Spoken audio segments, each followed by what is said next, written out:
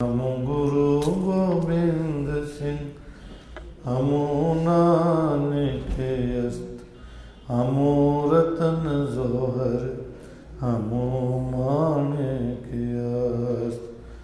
अमृत बाणी हर हर तेरी सुन सुन होवे परम गत मेरी। जलन बुझी शीतल हुए मनुआ सतगुर का दर्शन पाए जियो। 252 जी 252 252 अज की लड़ी च गुरु साहब बख्शरे ने 14 नंबर पौड़ी ते नाल उहदे एक सलोक। धन गुरु अर्जन देव महाराज जी की पावन पवित्र बाणी 52 अखरी अखरां दे राहीं गुरु साहब ज्ञान दे रहे हैं। अखरां दे राहीं ज्ञान देण दे विच एक लाभ बड़ा प्यारा है। एक तो अखर याद हो जाते हैं ते एक अखरां दा अध्यात्मक मतलब सानू समझ विच आउंदा है। किसी भी भाषा नूं जदों सिखाया जाता है तो भाषा सिखाण वास्ते एक एक अखर नूं याद कराउण वास्ते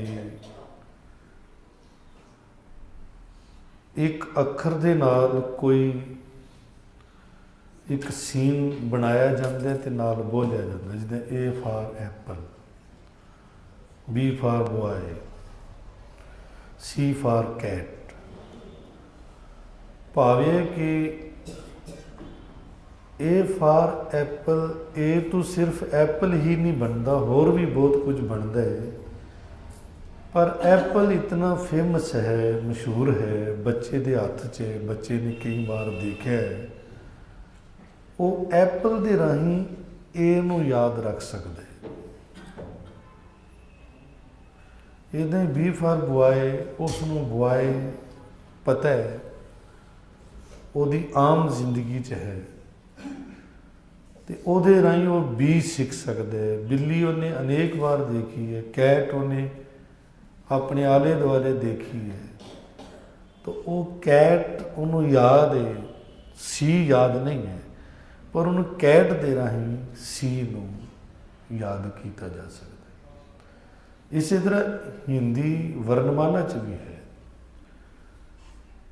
पंजाबी च भी है, सारिया भाषावां का तरीका यही है। पहले जीव जदों इस सृष्टि च आंदा उन्होंने कोई भाषा नहीं आती, उन्होंने कोई लिपि नहीं आती, पर लिपि सिखाने वास्ते विद्वानों ने यह आसरा लिया। गुरु साहब ने यही अखर जिहड़े हैं सानू अध्यात्मक ज्ञान देते हैं। तो 52 अखरी 52 अखर संस्कृत के होंदे ने। तो संस्कृत दी किसी पंडित नूं गुरु साहब ने ज्ञान दिता है बड़ी सरल भाषा च। वो संस्कृत पढ़िया है पर उन्होंने ब्रिज भाषा दे विच ज्ञान दे रहे हैं। ये ब्रिज भाषा है 52 अखरी। अखरां दे राहीं ते ज्ञान दिता गया। भाषा दे विच 3 चीज़ां होंदियां ने, स्वर, मात्रा ते व्यंजन। तो ये जो असी पढ़ रहे हैं ये स्वर ने, अजे अक्षर नहीं शुरू हुए, व्यंजन नहीं शुरू हुए, अजे तो स्वर चल रहे हैं। तो आओ इत्ते या जड़ा है उहदे राही ज्ञान दे रहे हैं। स्वर ते अखर च इन्ना फर्क हुंदा है। स्वर दे विच मात्रा भी आती है, अपने आप दे अंदर वो लैटर भी है, पर अपने आप दे अंदर वो मात्रा नूं भी छुपाई बैठा है, उन्होंने स्वर कहा जाता है। तो जिहड़ा खाली अक्षर होवे तो वो अपने आप दे विच अक्षर है, पर मात्रा दे नाल उसका कोई उच्चारण बनता है। तो पहले गुरु साहब ने ये स्वर लेने, फिर उस तो बाद अगे 17वीं पौड़ी तो शुरू होंगे अक्षर। और ये 14वीं पौड़ी अज की लड़ी चल रही है। ये एक गल समझ लेना जी, एक हुंदा बीज, एक हुंदा फल, पर देखे जाए तो ये अलग अलग नहीं ने। बीज तो फल एक ही है, बीज विच फल छिपया हुआ है। पर कोई खाली बीज लैके घूमी जाए तो उन्होंने फल नहीं मिल सकता। बीज नू पूरा पूरा सिस्टम मिल जाए, पूरी ठीक धरती मिल जाए बीज नू, ते बीज नू पूरा मौसम मिल जाए, तो उस बीज विच जिहड़ा फल छिपया है वो प्रगट हो जाता। हूँ नोट करना जी, ये जीवन है, जीवन नू धरती के है। ये जीवन की है, धरती है। जीवन की है, तीन चीज़ों का जोड़ है, शरीर, मन ते आत्मा। ये तीन चीज़ों का जोड़ है, इनू जीवन के है। शरीर ते शरीर च मन, ते मन विच आत्मा। ये तीन चीज़ों का जोड़, इनू कहते शरीर। इस शरीर दे विच एक बीज ते एक फल प्राप्त किया जा सकता है। और बीज दो तरह के हैं और वो फल भी दो तरह के। एक बीज है वाहिगुरु का नाम, परमात्मा का नाम, ये बीज है। अगर बीज पावांगे तो वह फल निकलेगा ही। फल की? फल है आनंद, जीवन आनंद विच चला गया। अगर नाम का बीज ठीक तरीके नाल जीवन की धरती च बोया गया, क्योंकि अज के शब्द ये दस रहे ने, इनू समझने वास्ते पहले यह गल समझ लीए। अगर नाम का बीज जीवन च पाया तो जीवन च आनंद होवेगा, पक्की गल होएगा। अगर बीज पाया है तो बीज नू ठीक मौसम मिल गया है, पूरा उहदे ते पहरा दिता गया, पूरी प्रिकॉशन ली गई है, तो कभी हो नहीं सकता कि बीज ना होंगे। एक बीज है नाम, तो नाम का फल है आनंद। आनंद नू भी समझ लेना, आनंद फल है, पर यह फल एवें नहीं है जिमें कि पानी पी के कोई कह दे जी आनंद आ गया, चाह पी के कहते जी आनंद आ गया, दुध पी के कहते जी आनंद आ गया, रोटी खा के कहते जी हाँ जी किमें हो जी आनंद आ गया।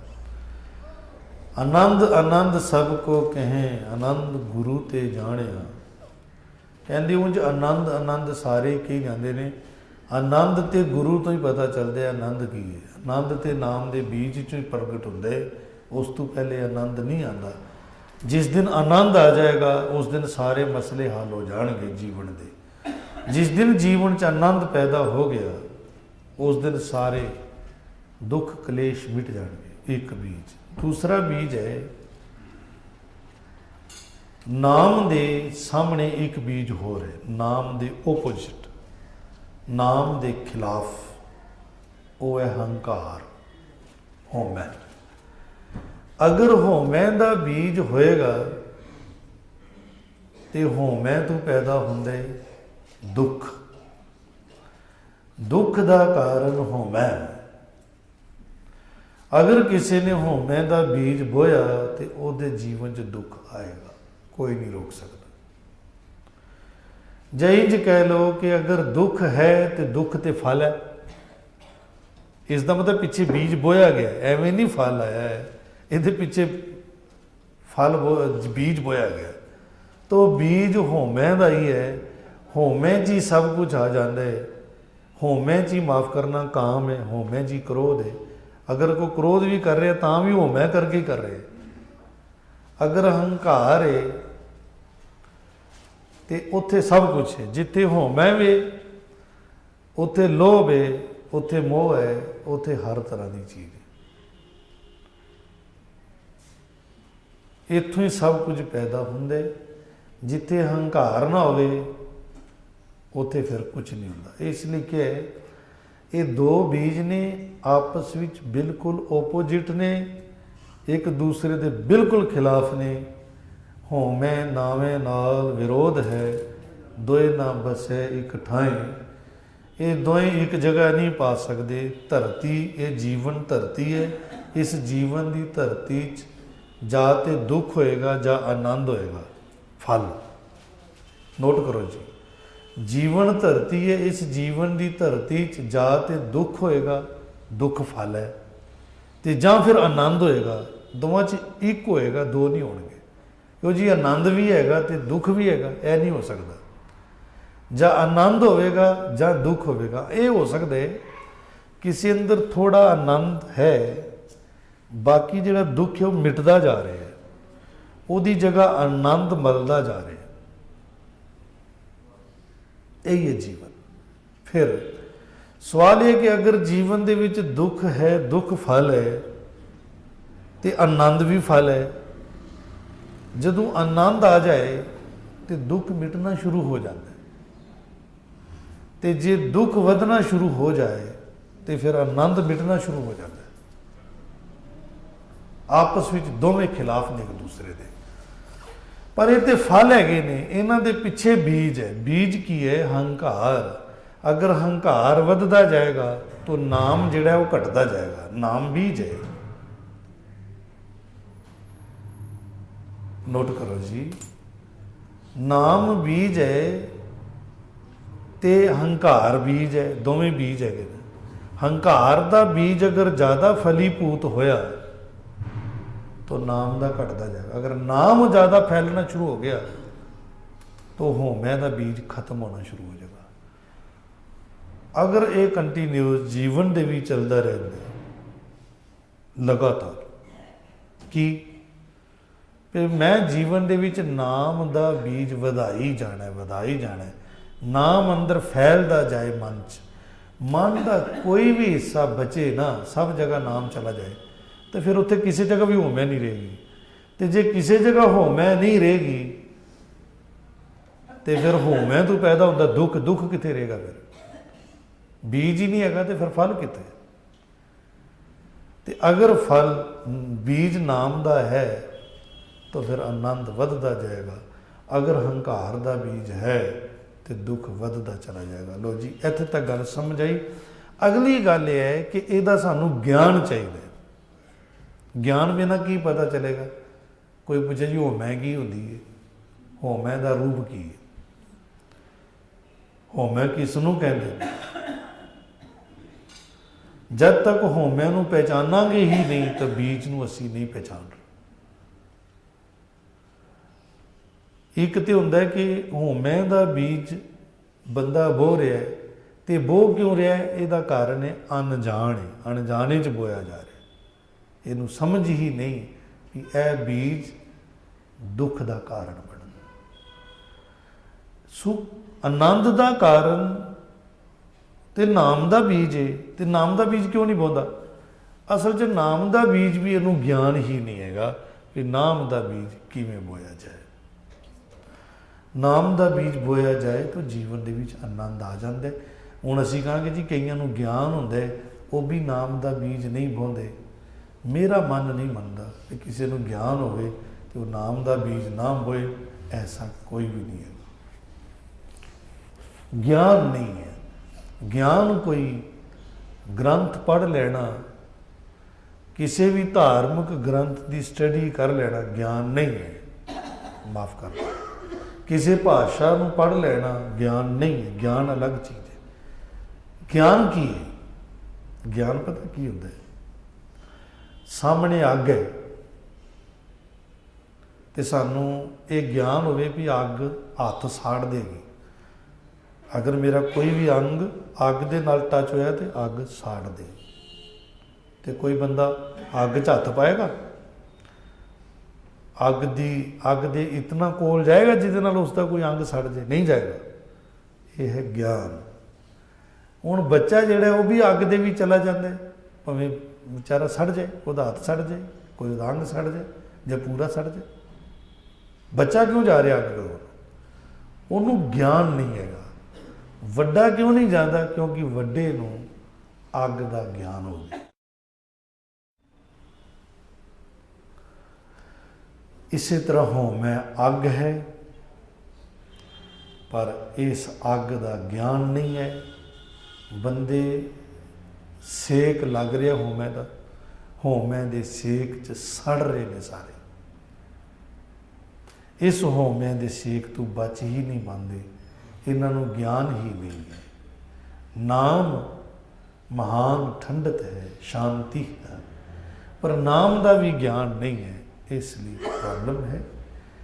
ਗੁਰੂ ਸਾਹਿਬ ਨੇ ਸਾਨੂੰ ਗਿਆਨ ਦਿੱਤੇ, ਆਓ ਗਿਆਨ ਲਈਏ, ਗਿਆਨ ਦੇ ਨਾਲ ਪਹਿਚਾਨ ਕਰੀਏ। ਤਾਂ ਪਹਿਚਾਨ ਇਹਨਾਂ ਚਾਰਾਂ ਚੀਜ਼ਾਂ ਦੀ ਕਰਨੀ ਹੈ। ਹਉਮੈ ਬੀਜ ਤੇ ਦੁੱਖ ਫਲ, ਦੂਸਰੇ ਪਾਸੇ ਨਾਮ ਬੀਜ ਤੇ ਆਨੰਦ ਫਲ। ਇਹਦੇ 'ਚ ਦੋਵਾਂ ਦਾ ਜ਼ਿਕਰ ਕਰ ਰਹੇ ਨੇ। ਆਓ ਸਰਵਣ ਕਰੀਏ।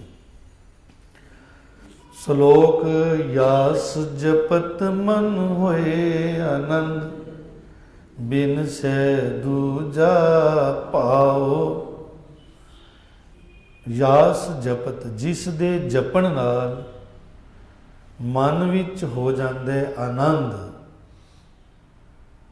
ਜਪਣਾ ਕਿਸ ਨੂੰ? ਨਾਮ ਨੂੰ। ਨਾਮ ਦਾ ਬੀਜ ਕਿਵੇਂ ਪਾਇਆ ਜਾਏ? ਉਹਨੂੰ ਜਪਣਾ। ਜਪਣ ਦਾ ਮਤਲਬ ਇੱਕ ਚੀਜ਼ ਨੂੰ ਬਾਰ-ਬਾਰ ਰਿਪੀਟ ਕਰਨਾ, ਇਹਨੂੰ ਕਹਿੰਦੇ ਜਪਣਾ। ਇੱਕ ਚੀਜ਼ ਬਾਰ-ਬਾਰ ਰਿਪੀਟ ਹੋਵੇਗੀ ਤੇ ਉਹ ਸੁਭਾਅ 'ਚ ਆ ਜਾਏਗੀ। ਜਿਸ ਦੇ ਜਪਣ ਨਾਲ, ਭਾਵ ਕਿ ਜਿਸ ਨੂੰ ਬਾਰ-ਬਾਰ ਰੈਪੀਟੇਸ਼ਨ ਕੀਤਿਆਂ ਜਿਸ ਦਾ ਮਨ ਵਿੱਚ ਹੋ ਜਾਂਦਾ ਆਨੰਦ, ਤੇ ਬਿਨ ਸੈ ਦੂਜਾ ਭਾਉ, ਤੇ ਦੂਜਾ ਭਾਉ ਖਤਮ ਹੋ ਜਾਂਦਾ। ਦੂਜਾ ਭਾਉ ਬਿਮਾਰੀ ਹੈ। ਦੂਸਰਾ ਭਾਉ, ਕੋਈ ਚੀਜ਼ ਪ੍ਰਭਾਵਿਤ ਕਰ ਰਹੀ ਹੈ ਮੈਨੂੰ, ਇਹ ਦੂਜਾ ਭਾਉ, ਇਹ ਖਤਮ ਹੋ ਜਾਂਦਾ। ਦੂਸਰੀ ਚੀਜ਼ ਮੈਨੂੰ ਪ੍ਰਭਾਵਿਤ ਕਰ ਰਹੀ ਹੈ ਜਿਹੜੀ ਕਿ ਮੇਰੇ ਨਾਲ ਨਹੀਂ ਜਾਏਗੀ। ਦੂਸਰੀ ਚੀਜ਼ ਮੈਨੂੰ ਪ੍ਰਭਾਵਿਤ ਕਰ ਰਹੀ ਹੈ ਜਿਹੜੀ ਕਿ ਮੈਨੂੰ ਜ਼ਿੰਦਗੀ 'ਚ ਧੋਖਾ ਦੇਣ ਵਾਲੀ ਹੈ।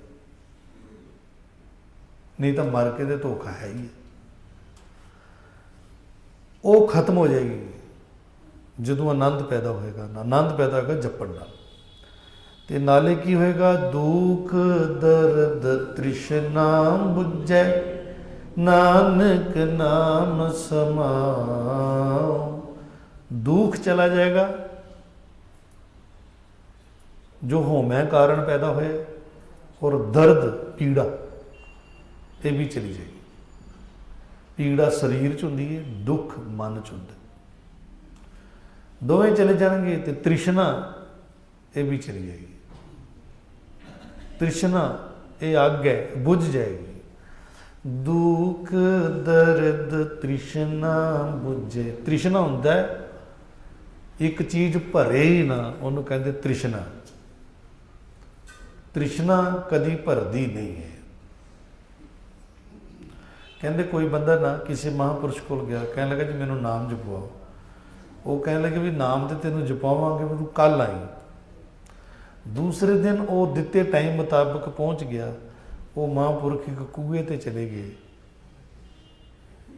ਕਿਸੇ ਨੇ ਦੱਸਿਆ ਜੀ ਜਿਨ੍ਹਾਂ ਨੂੰ ਤੁਸੀਂ ਮਿਲਣਾ ਉਹ ਤੇ ਕੂਏ ਤੇ ਗਏ ਹੋਏ। ਇਹ ਪੁਰਸ਼ ਕੂਏ ਤੇ ਚਲੇ ਗਿਆ ਤੇ ਕੂਏ ਤੇ ਜਾ ਕੇ ਕੀ ਦੇਖਿਆ ਕਿ ਉਹ ਮਹਾਂਪੁਰਖ ਕੂਏ 'ਚੋਂ ਪਾਣੀ ਕੱਢਦੇ ਨੇ। ਇੱਕ ਭਾਂਡਾ ਹੈ, ਡੋਲ ਹੈ, ਉਹਦੇ 'ਚ ਪਾਈ ਜਾਂਦੇ ਨੇ, ਪਰ ਡੋਲ ਭਰਦਾ ਨਹੀਂ ਹੈ। ਫਿਰ ਉਹ ਪਾਣੀ ਕੱਢਦੇ ਨੇ, ਡੋਲ 'ਚ ਪਾਉਂਦੇ ਨੇ ਤੇ ਉਹ ਭਰਦਾ ਨਹੀਂ ਡੋਲ। ਇਹ ਪੁਰਸ਼ ਨੇ ਜਿਸਲੇ ਦੇਖਿਆ ਕਿ ਉਹ ਮਹਾਂਪੁਰਖ ਡੋਲ 'ਚ ਪਾਣੀ ਪਾਈ ਜਾਂਦੇ ਨੇ, ਡੋਲ ਭਰਦਾ ਨਹੀਂ, ਤੇ ਜਿਸਲੇ ਡੋਲ ਵੇਖਿਆ ਤੇ ਡੋਲ ਥੱਲੋਂ ਟੁੱਟਾ ਹੋਇਆ, ਜੈਸੇ ਪਾਣੀ ਪਾਉਂਦੇ ਨੂੰ ਸਾਰਾ ਨਿਕਲ ਜਾਂਦਾ। ਉਹ ਬੜਾ ਹੈਰਾਨ ਹੁੰਦਾ ਹੈ ਕਿ ਲੱਗਦਾ ਹੈ ਕਿ ਇਹ ਮਹਾਂਪੁਰਖ ਹੈਗੇ ਨੇ। ਮੈਨੂੰ ਲੱਗਦਾ ਨਹੀਂ ਮਹਾਂਪੁਰਖ ਨੇ, ਕਿ ਇਹਨਾਂ ਨੂੰ ਨਹੀਂ ਦਿਖਦਾ ਪਿਆ ਕਿ ਡੋਲ ਜਿਹੜਾ ਟੁੱਟਾ ਹੋਇਆ ਪਾਣੀ ਪਾਈ ਜਾਂਦੇ ਨੇ। ਤੇ ਮਹਾਂਪੁਰਖਾਂ ਨੇ ਕਿਹਾ ਸੀ ਮੈਂ ਤੈਨੂੰ ਤਾਂ ਗਿਆਨ ਕਰਾਵਾਂਗਾ ਜੇ ਤੂੰ ਬੋਲਣਾ ਨਹੀਂ। ਮੈਂ ਜੋ ਵੀ ਕਰਾਂ तू मैनू टोकना नहीं, जे तू मैनू टोकिया तो मैं चले जावा, मैं तेनों को नाम का ज्ञान नहीं देंगा, तेरी मेरी दोस्ती खत्म। बड़ी अजीब गल सी, ਉਹਦੇ ਕੋਲੋਂ ਰਿਹਾ ना जाए। वो पानी कढ़ते हैं डोल च पाते हैं, पानी कढ़ते हैं डोल च पाते हैं, डोल भरदा नहीं। आखिर बर्दाश्त की भी कोई हद होंगी है, घंटा हो गया 2 घंटे हो गया। महापुरुषों को बड़ी पेशेंस होंगी है, आम बंदा तो जो अफड़ा दफड़ी च हैगा उन्हें तो किते जाना है, महापुरुष ने किते जाना है। वो तो अपना डोल कढ़ते हैं, पानी च पाते, डोलू च पाते हैं, डुली जा रहे डुली जा रहे, भरदा ही नहीं। पर वो तंग आके आखिर उन्हें पूछ लिया, कहता महाराज जी गल मैनू दसो, जा तो मैं पागल हाँ या तुसी पागल, दोवां चों कोई तो पागल हैगा। टुट्टे डोल च पानी पाई जा रहे हो। महापुरुष नाराज हो गए, कहते मैं तेनों कहा सी कि जे तू टोकिया तो मैं तेनों नाम का ज्ञान नहीं करा। बंदा तो घर चलेगा सोचन लग पिया, यार ये की हो गया, ना ही बोलता मैं की लोड़ सी, देखते हैं कद तक चलते हैं, मैं बोल के मैं काम खराब कर लिया। पता तो है क्योंकि महापुरुष हैगा वे, पर पेशेंस रखनी सी मैं। दूसरे दिन फिर आ गया, महापुरुषों ने कहा मेरी तेरी दोस्ती खत्म, तू कल टोक दिता मैनू बीच। कहता जी बस जो भी हो गया हुण तुसीं मैनू माफ़ करो, मैं हुण नहीं टोकांगा। कहते हुण फिर कोई नवा इम्तिहान पेगा, फिर पुराना तो गया। उन्हें कहा जी मैनू ये समझ आई है कि टुट्टे डोल दे विच पानी नहीं टिक सकता। उन्होंने कहा यह जीवन भी टुट्टा डोल है, ये कभी भरदा ही नहीं, कभी भरिया है कभी नहीं भरिया। इनू जिन्ना मर्जी धन मिल जाए, जिन्नी मर्जी इज्जत मिल जाए, संसार का कोई पद रुतबा मिल जाए, ये नहीं रहिंदा, यह टुट्टा डोल है। इस नूं कहंदे तृष्णा। ये किवें भरी जाएगी? गुरु साहब इत्थे कहंदे ने दुख दर्द तृष्णा बुझे, ये बुझ जाती है तृष्णा की अग्नि। अगर आनंद जीवन च आ जाए, उंज बंदा अधूरा ही समझदे अपने आप को। सब कुछ पल्ले होएगा फिर भी कहेगा यार कुछ नहीं है, रोंदा ही रहेगा। साहब जी कह रहे हैं कि नानक नाम समाओ, नाम द्वारा जदों वाहिगुरू च कोई समा जाता है, लीन हो जाता है, आनंद की प्राप्ति इतना वड्डा सुख देती है। दूजा भाव मिटदे, दुख दर्द तृष्णा बुझ जाती है, और नाम आनंद पैदा करता होया आखिर बंदा नाम द्वारा वाहिगुरू च समा जाता है, लीन हो जाता। अगे पौड़ी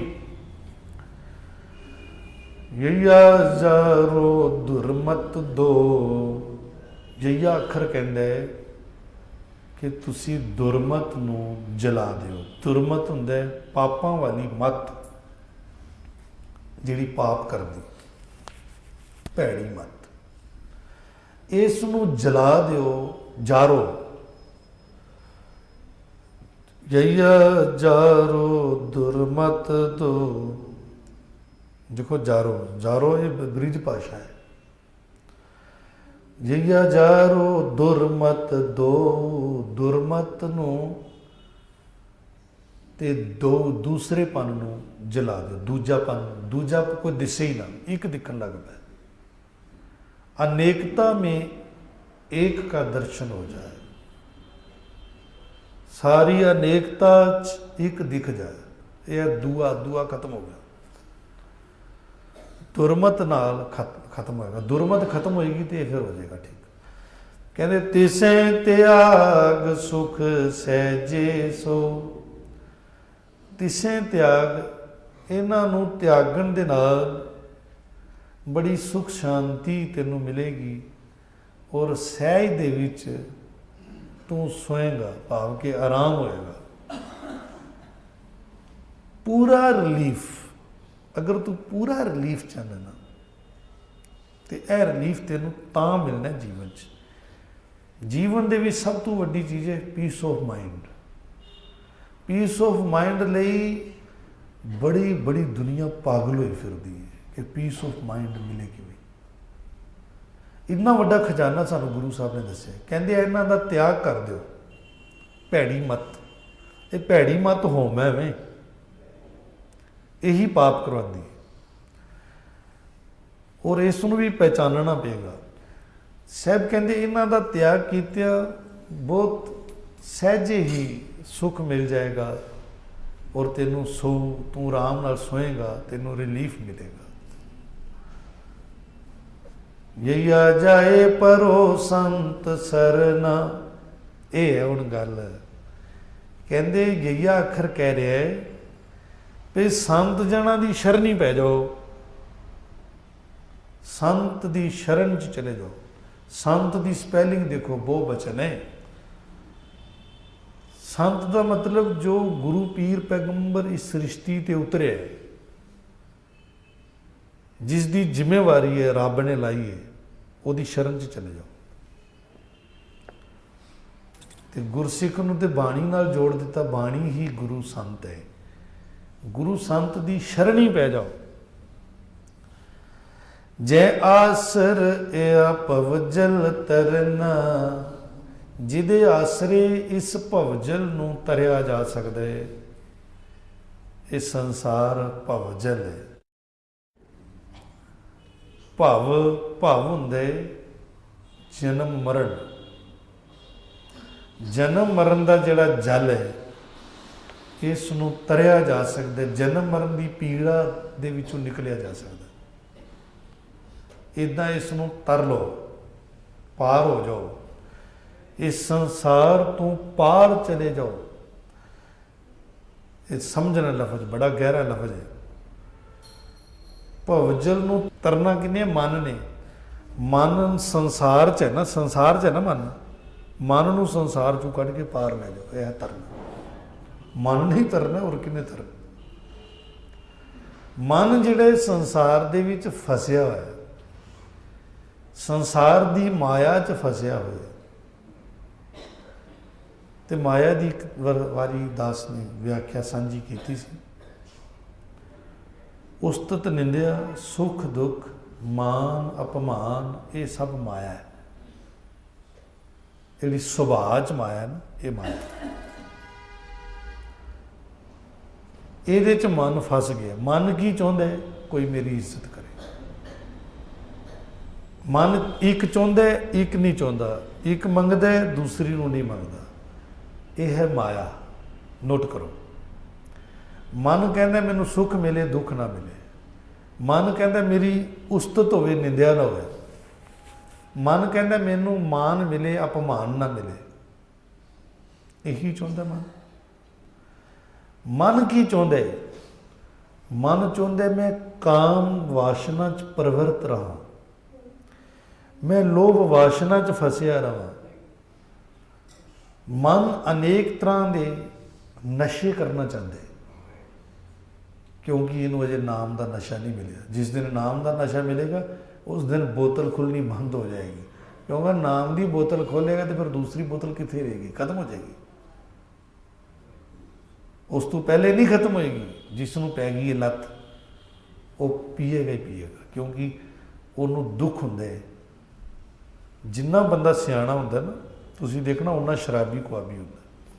ਜਿੰਨਾ ਸਿਆਣਾ ਉਹਦਾ ਕਾਰਨ ਹੈ, ਕਿਉਂਕਿ ਜਿੰਨਾ ਸਿਆਣਾ ਹੁੰਦਾ ਹੈ ਉਨੀ ਉਹਦੇ ਅੰਦਰ ਦੁੱਖ, ਚਿੰਤਾਵਾਂ ਦਾ ਪ੍ਰੈਸ਼ਰ ਬੜਾ ਪੈਂਦਾ ਹੈ। ਹੁਣ ਉਸ ਨੂੰ ਬਚਣ ਵਾਸਤੇ ਉਹ ਬੇਹੋਸ਼ ਹੋਣਾ ਚਾਹੁੰਦਾ, ਤੇ ਬੇਹੋਸ਼ ਹੋਣ ਵਾਸਤੇ ਨਸ਼ਾ ਕਰ ਲੈਂਦਾ, ਬੇਹੋਸ਼ ਹੋ ਜਾਂਦਾ। ਜੈਸੇ ਨਸ਼ਾ ਟੁੱਟਦਾ, ਫਿਰ ਉਹੀ ਚੀਜ਼ਾਂ ਯਾਦ ਆਉਂਦੀਆਂ ਨੇ, ਉਹੀ ਚਿੰਤਾ, ਉਹੀ ਪ੍ਰੋਬਲਮ। ਕਿਵੇਂ ਬਚੇ? ਫਿਰ ਨਸ਼ਾ ਕਰਕੇ ਉਹਦੇ ਵਿੱਚ ਉਹ ਗੁੰਮ ਰਹਿਣਾ ਚਾਹੁੰਦਾ ਹੈ ਕਿ ਮੈਨੂੰ ਕੋਈ ਚਿੰਤਾ ਚੋਰਾ ਨਾ ਸਤਾਏ। ਤੇ ਵੱਡੀ ਚਿੰਤਾ ਜਿਹੜੀ ਜੀਵਨ ਦੇ ਵਿੱਚ ਸਭ ਤੋਂ ਵੱਡਾ ਰੋਗ, ਇਹ ਵੀ ਹੋਮੇ ਤੋਂ ਉਤਪੰਨ ਹੁੰਦਾ ਹੈ। ਹੋਮੇ ਹੀ ਮੇਨ ਹੈ, ਇਸੇ ਤੋਂ ਸਾਰੇ ਉਤਪੰਨ ਹੁੰਦੇ। ਚਿੰਤਾ ਜਾਏ ਮਿਟੇ ਹੰਕਾਰ। ਪਰ ਇਹ ਤੇ ਟੈਂਪਰੇਰੀ ਇਲਾਜ ਹੈ ਕਿ ਨਸ਼ਾ ਕਰਕੇ ਬੰਦਾ ਬੇਹੋਸ਼ ਹੋ ਗਿਆ, ਚਿੰਤਾ ਖਤਮ ਨਹੀਂ ਹੋਈ ਹੈ, ਪਰ ਇਹ ਕਿ ਉਸ ਚਿੰਤਾ ਤੱਕ ਜਾ ਨਹੀਂ ਪਾ ਰਿਹਾ, ਬੇਹੋਸ਼ ਹੋ ਗਿਆ। ਜਿਸ ਤਰ੍ਹਾਂ ਕਿ ਡਾਕਟਰ ਜਦੋਂ ਆਪਰੇਸ਼ਨ ਕਰਦਾ ਹੈ ਤੇ ਉਸ ਜਗ੍ਹਾ ਤੇ ਦਰਦ ਹੋਏਗਾ, उस जगह ਨੂੰ ਸੁੰਨ ਕਰ ਦਿੰਦਾ, ਬਸ ਇੰਨਾ ਹੁੰਦਾ ਕੰਮ। ਪਰ ਉਹ ਸੁੰਨ ਪਰਮਾਨੈਂਟ ਨਹੀਂ ਹੋਇਆ ਹੈ, ਉਹ ਟੈਂਪਰੇਰੀ ਸੁੰਨ ਹੋਇਆ ਹੈ। ਜਿਸ ਲਈ ਆਪਰੇਸ਼ਨ ਹੋ ਗਿਆ ਤੇ ਇੰਜੈਕਸ਼ਨ ਦਾ ਅਸਰ ਖਤਮ ਹੋ ਗਿਆ, ਫਿਰ ਦਰਦ ਸ਼ੁਰੂ ਹੋ ਜਾਂਦਾ ਹੈ। ਬਿਲਕੁਲ ਨਸ਼ਾ ਵੀ ਇੱਦਾਂ ਹੀ ਹੈ। ਨਸ਼ਾ ਇੱਕ ਇੰਜੈਕਸ਼ਨ ਹੈ ਜਿਹੜਾ ਕਿ ਮਨ ਦੇ ਇੱਕ ਹਿੱਸੇ ਨੂੰ ਸੁੰਨ ਕਰ ਦਿੰਦਾ ਹੈ, ਜਿਹੜਾ ਕਿ ਚਿੰਤਾ ਨੂੰ ਮਹਿਸੂਸ ਨਹੀਂ ਕਰ ਸਕਦਾ। ਗੁਰੂ ਸਾਹਿਬ ਇੱਥੇ ਪਰਮਾਨੈਂਟ ਇਲਾਜ ਦੱਸ ਰਹੇ ਨੇ।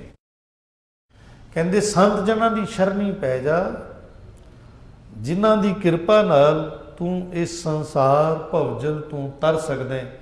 ਤਾਂ ਸੰਤ ਜਨ ਨੇ ਗੁਰੂ ਸਾਹਿਬ ਦੀ ਸ਼ਰਣੀ ਪੈ ਜਾ, ਇਸ ਸੰਸਾਰ ਭਵਜਲ ਤੂੰ ਤਰ ਜਾਏਗਾ। ਯਈਆ ਜਨਮ ਨਾ ਆਵੇ ਸੋ, ਯਈਆ ਆਖਰ ਕਹਿੰਦਾ ਐਸਾ ਬੰਦਾ ਫਿਰ ਜਨਮ ਚ ਨਹੀਂ ਆਏਗਾ, ਜਨਮ ਚ ਨਹੀਂ ਆਏਗਾ, ਫਿਰ ਮਰਨ ਚ ਨਹੀਂ ਆਏਗਾ। ਏਕ ਨਾਮ ਲੈ ਮਨੇ ਪਰੋ, ਇੱਕ ਨਾਮ ਨੂੰ ਲੈ ਕੇ ਜਿਹੜਾ ਮਨ ਚ ਪਰੋ ਲੈਂਦਾ ਹੈ, ਇੱਕ ਨਾਮ ਨੂੰ, ਬਸ ਇੱਕ ਨਾਮ ਹੀ ਕਾਫੀ ਹੈ। ਤੇਰਾ ਏਕ ਨਾਮ ਤਾਰੇ ਸੰਸਾਰ, ਮੈਂ ਇਹ ਆਸ ਇਹੋ ਆਧਾਰ। ਇੱਕ ਨਾਮ ਨੂੰ ਜਿਹੜਾ ਮਨ ਵਿੱਚ ਲੈ ਕੇ ਪਰੋ ਲੈਂਦਾ ਹੈ, ਉਹ ਫਿਰ ਜਨਮ ਚ ਨਹੀਂ ਆਉਂਦਾ। ਯਈਆ ਜਨਮ ਨਾਰੀ ਹੈ ਗੁਰਪੂਰੇ ਕੀ ਟੇਕ। ਯਈਆ ਕਰ ਕਹਿੰਦਾ ਇੱਦਾਂ ਜਨਮ ਤੁਸੀਂ ਹਾਰੋਗੇ ਨਹੀਂ। ਫਿਰ ਇਹ ਜਨਮ ਜਿਹੜਾ ਮਿਲਿਆ ਨਾ, ਬੰਦੇ ਹਾਰ ਕੇ ਜਾ ਰਹੇ ਨਾ, ਇਹ ਜਨਮ ਹਾਰੋਗੇ ਨਹੀਂ ਜੇ ਪੂਰੇ ਗੁਰੂ ਦੀ ਟੇਕ ਲੈ ਲਓਗੇ। ਪੂਰਾ ਗੁਰੂ ਹੈ ਸ਼ਬਦ। ਵੈਸੇ ਗੁਰੂ ਦੇ ਦੋ ਰੂਪ ਹੁੰਦੇ ਨੇ, ਗੁਰੂ ਪੰਥ, ਗੁਰੂ ਗ੍ਰੰਥ। ਗੁਰੂ ਗ੍ਰੰਥ ਸਾਹਿਬ ਜੀ ਦਾ ਪ੍ਰੈਕਟੀਕਲ ਸ਼ੇਪ ਜਿਹੜਾ ਹੈ ਉਹ ਪੰਥ ਹੈ। ਪੰਥ ਵਿੱਚ ਰਹਿਣਾ, ਪੰਥ ਦੇ ਵਿੱਚ ਸਤਸੰਗ ਹੈ। ਜਿੰਨੇ ਵੀ ਸਤਸੰਗ ਮੰਡਲ ਨੇ ਇਹ ਸਾਰੇ ਪੰਥ ਹੀ ਤੇ ਹੈਗੇ। ਇਹ ਪੰਥ ਗੁਰੂ ਹੈ। ਤੋ ਗੁਰੂ ਪੰਥ ਤੇ ਗੁਰੂ ਗ੍ਰੰਥ ਸਾਹਿਬ ਜੀ ਇਹਨਾਂ ਨਾਲ ਮਿਲ ਕੇ ਜਦੋਂ ਚਲੇਗਾ ਤਾਂ ਪੂਰਾ ਗੁਰੂ ਬਣਦਾ ਹੈ। ਕਹਿੰਦੇ ਇਸ ਤਰ੍ਹਾਂ ਤੂੰ ਜਨਮ ਨਹੀਂ ਹਾਰੇਗਾ ਜੇ ਤੂੰ ਪੂਰੇ ਗੁਰੂ ਦੀ ਟੇਕ ਲੈ ਲੇਗਾ। ਨਾਨਕ ਤੈਂ ਸੁਖ ਪਾਇਆ ਜਾ ਕੇ ਹੀ ਰਹਿ ਏਕ। ਇਹ ਨਾਨਕ ਤੈਂ ਸੁਖ ਪਾਇਆ, ਉਹਨਾਂ ਨੇ ਸੁਖ ਪਾਇਆ ਹੈ। ਦੇਖੋ ਸੁਖ ਖਖੇ ਤਲੇ ਉਂਕੜੇ, ਇੱਥੇ ਸੁਖ ਦਾ ਅਰਥ ਆਨੰਦ ਹੈ। ਉਹਨਾਂ ਨੇ ਸੁਖ ਪਾਇਆ ਜਿਨ੍ਹਾਂ ਦੇ ਹਿਰਦੇ 'ਚ ਸਿਰਫ ਇੱਕ ਦਾ ਵਾਸ ਸੀ। ਇੱਕ ਤੋਂ ਇਲਾਵਾ ਅੰਦਰ ਹੋਰ ਕੋਈ ਨਹੀਂ ਹੈ। ਸਭ ਨੂੰ ਅੰਦਰੋਂ ਕੱਢ ਦਿੱਤਾ ਹੈ। ਇੱਕ ਬਹੁਤ ਵੱਡਾ ਫਕੀਰ ਹੋਇਆ। ਉਸ ਫਕੀਰ ਨੇ ਕਿਹਾ ਸੀ, ਮੈਂ ਅਨੇਕ ਬਾਰ ਇਸ ਪ੍ਰਿਥਵੀ ਤੇ ਆਇਆ, ਅਨੇਕ ਵਾਰ, ਪਰ ਮੈਂ ਰੱਬ ਨੂੰ ਨਹੀਂ ਪਾ ਸਕਿਆ। ਉਹਦਾ ਕਾਰਨ ਸੀ ਕਿ ਮੈਂ ਰੱਬ ਨੂੰ ਇਸ ਲਈ ਨਹੀਂ ਪਾ ਸਕਿਆ ਕਿ ਮੇਰੇ ਅੰਦਰ ਅਨੇਕ ਕਿਰਾਏਦਾਰ ਬੈਠੇ ਹੋਏ ਨੇ। ਕਾਮ, ਕ੍ਰੋਧ, ਲੋਭ, ਮੋਹ, ਹੰਕਾਰ, ਇਹ ਕਿਰਾਏਦਾਰ ਬੈਠੇ ਹੋਏ ਨੇ। ਤੇ ਕਿਰਾਏਦਾਰ ਵੀ ਐਸੇ ਨੇ ਕਿਰਾਇਆ ਹੀ ਨਹੀਂ ਦਿੰਦੇ, ਅੰਦਰ ਬੈਠੇ ਹੋਏ ਨੇ। ਇਹਨਾਂ ਨੇ ਅੰਦਰ ਕਬਜ਼ਾ ਕੀਤਾ ਹੋਇਆ। ਕਹਿੰਦੇ ਰੱਬ ਆਵੇ ਤੇ ਕਿੱਥੇ ਆਵੇ, ਰੱਬ ਲਈ ਕੋਈ ਅੰਦਰ ਜਗ੍ਹਾ ਹੀ ਨਹੀਂ ਹੈ। ਤੇ ਮੈਂ ਜਿੰਨੀ ਵਾਰ ਆਇਆ ਮੈਂ ਕਿਰਾਏਦਾਰਾਂ ਨੂੰ ਕੱਢ ਹੀ ਨਹੀਂ ਪਾਇਆ। ਉਹ ਇਤਨੇ ਡਾਢੇ ਨੇ। ਜੋ ਕ੍ਰੋਧ ਨੂੰ ਕੱਢ ਸਕਦਾ ਕੋਈ ਨਹੀਂ ਕੱਢ ਪਾਏ ਨਾ, ਆਪਾਂ ਹੁਣ ਤੱਕ ਨਹੀਂ ਕੱਢ ਪਾਏ। ਬੜਾ ਡਾਢਾ ਹੈ, ਐਡਾ ਖਤਰਨਾਕ ਕਿਰਾਏਦਾਰ ਹੈ, ਇਹਨੇ ਕਬਜ਼ਾ ਕੀਤਾ ਹੋਇਆ। ਘੱਟ ਕਿਹੜਾ ਇਹਨਾਂ ਚੋਂ ਪਏ ਦੱਸੋ ਨਾ। ਪਹਿਲੇ ਕਾਮ ਘਾਟੇ ਬੜਾ ਬਲੀ, ਬੱਲਾ ਬੱਲੇ ਬੱਲੇ, ਕੋਈ ਪਰਵਾਹ ਨਹੀਂ ਕਰਦਾ ਜਦੋਂ ਆਪਣੀ ਆਈ ਤੇ ਆ ਜਾਏ। ਮੋਹ ਘਾਟੇ, ਕਿਸੇ ਚੀਜ਼ ਦੀ ਪਕੜ ਪੈ ਜਾਏ। ਇਹ ਐਡੇ ਪੱਕੇ ਕਿਰਾਏਦਾਰ ਨੇ। ਉਹ ਫਕੀਰ ਕਹਿੰਦਾ ਕਿ ਰੱਬ ਨੂੰ ਕੀ ਪਾਣਾ ਸੀ, ਮੈਂ ਕਿਰਾਏਦਾਰਾਂ ਨੂੰ ਨਹੀਂ ਕੱਢ ਪਾਇਆ ਤਾਂ ਜੋ ਰੱਬ ਲਈ ਜਗ੍ਹਾ ਬਣਾਉਂਦਾ ਅੰਦਰ, ਕਿ ਰੱਬ ਦਾ ਪ੍ਰਵੇਸ਼ ਹੁੰਦਾ। ਪਹਿਲੇ ਜਿਹੜੇ ਬੈਠੇ ਸਨ ਉਹ ਹੀ ਨਹੀਂ ਨਿਕਲ ਪਾਏ। ਆਓ ਗੁਰੂ ਗਿਆਨ ਲਈਏ, ਇਹਨਾਂ ਨੂੰ ਕੱਢ ਮਾਰੀਏ ਬਾਹਰ ਤੇ ਰੱਬ ਲਈ ਜਗ੍ਹਾ ਬਣਾਈਏ। ਇਸੇ ਜਨਮ 'ਚ ਪ੍ਰਾਪਤੀ ਹੋ ਸਕਦੀ ਹੈ। ਇਹੀ ਜਨਮ ਸਫਲ ਹੋ ਸਕਦਾ ਹੈ ਜੇ ਅਸੀਂ ਅੰਦਰ ਬੈਠੇ ਹੋਏ ਕਿਰਾਏਦਾਰਾਂ ਨੂੰ ਕੱਢਣ 'ਚ ਸਫਲ ਹੋ ਗਏ। ਆਓ ਇਹ ਬਾਣੀ ਪੜ੍ਹ ਲਈਏ, ਵਿਚਾਰ ਇਹਦੀ ਹੋ ਚੁੱਕੀ ਹੈ, पढ़ के मन च वसाइए। श्लोक यास जपत मन होए आनंद बिन से दूजा पाओ दुख दर्द कृष्णा बुझै नानक नाम समाओ पौड़ी यही आजारो दुर्मत दो तिसे त्याग सुख सहजे सो यही आ जाए परो संत शरणा जय आसर या पव जल तरना यया जन्म न आवे सो एक नाम ले मने परो यया जन्म न हारिए गुरपुरे की टेक नानक तै सुख पाया जाके ही रे एक। वाहिगुरु जी का खालसा वाहिगुरु जी की फतेह।